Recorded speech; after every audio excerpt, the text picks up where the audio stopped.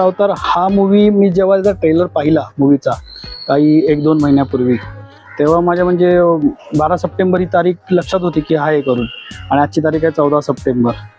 तर हा बघायचा मी सिनेमा ठरवला, कारण का दिलीप प्रभावळकर काकांसाठी, हे दिलीप सरांसाठी. आणि काय वेगळं असेल म्हणून असं म्हणजे थोडंसं वाटलं पिक्चरमध्ये काय वेगळं असेल, किंवा ते आपण साऊथचे मूवी बघितले देवावरती, राखणदारावरती, त्या प्रकारापैकी हे मूवीज आहेत. पण जेव्हा दशावतार आता बघून आलो, तर त्यातल्या ते कोकणातला निसर्ग, त्यातली सिनेमॅटोग्राफी, दिलीप सरांची ॲक्टिंग, त्याच्यासोबत असलेले Mahesh Manjrekar sir, Bharat Jadhav sir, Sunil Tawde sir आहेत, रवी काळे आहेत, असे मोठे मोठे कलाकार आहेत. प्रियदर्शनी इंदुलकर, तिनेही छान ॲक्टिंग केली आणि मस्त केली आहे.